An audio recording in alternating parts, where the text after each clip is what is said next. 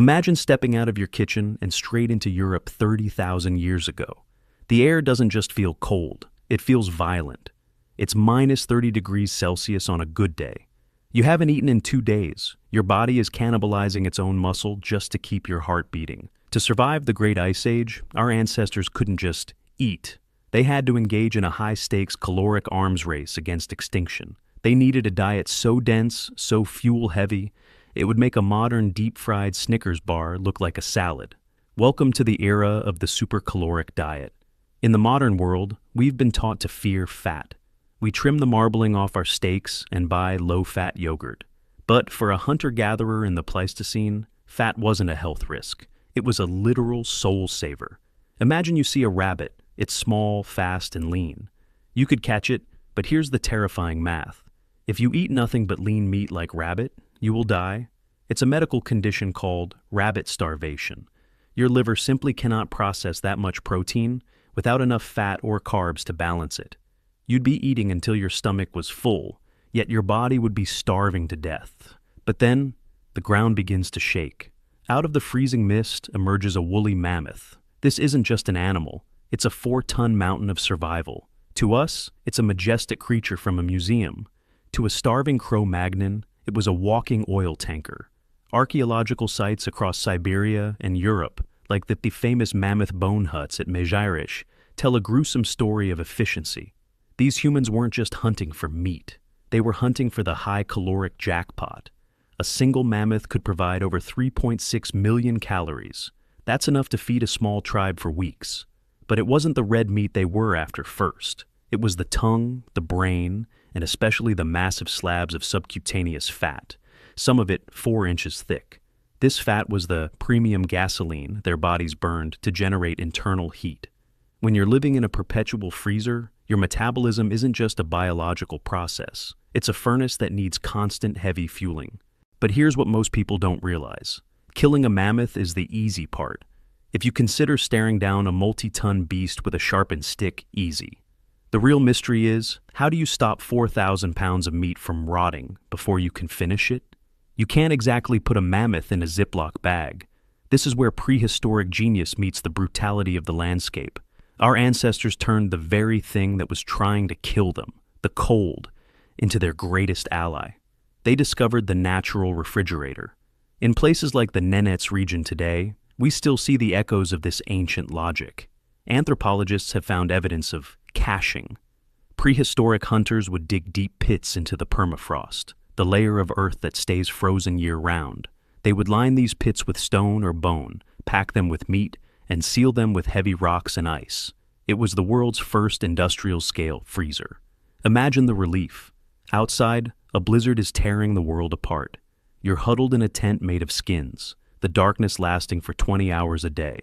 But beneath your feet, buried in the frozen earth, is a hoard of fat and protein, preserved perfectly by the sub-zero temperatures.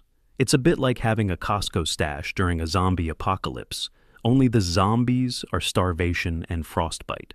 This ability to store super-calories meant that humans didn't have to hunt every day. They could survive the dead months when the migratory herds disappeared. It was the birth of food security, written in blood and ice. Now, you might be thinking, if I ate nothing but mammoth fat and marrow for 3 months, my arteries would turn into PVC pipe and I'd have a heart attack by Tuesday. And you'd be right. For a modern human, that diet is a recipe for disaster. But here's the most mysterious part of the story. Our ancestors' bodies actually reprogrammed themselves.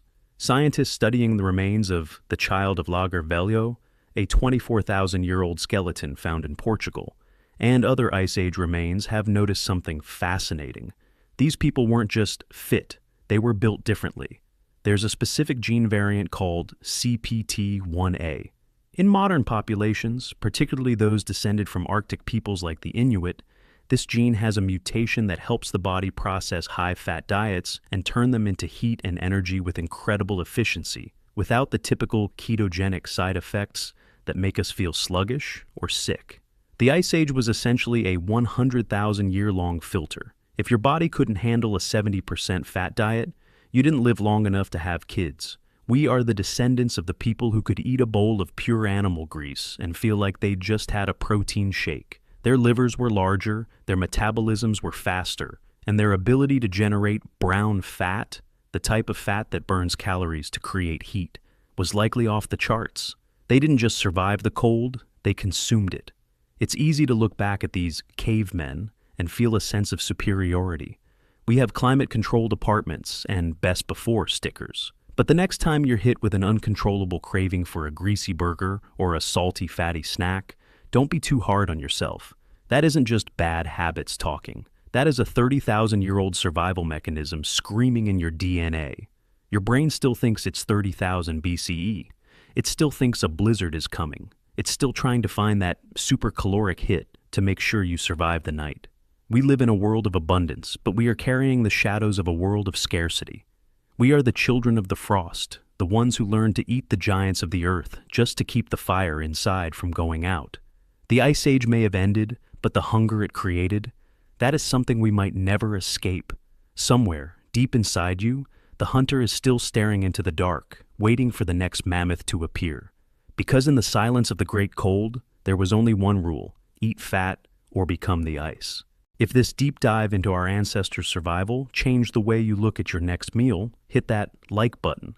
It helps the algorithm find more modern-day hunters like you. But here's a question for the comments. If you were transported back to the Ice Age tomorrow, what's the one modern food you think your prehistoric ancestors would find the most confusing? Let's discuss the culinary culture shock below. We're just scratching the surface of how humans conquered the impossible. In our next episode, we're looking at the first architects, how humans used mammoth bones to build cities in a world without trees. You won't want to miss that, so make sure to subscribe and turn on notifications.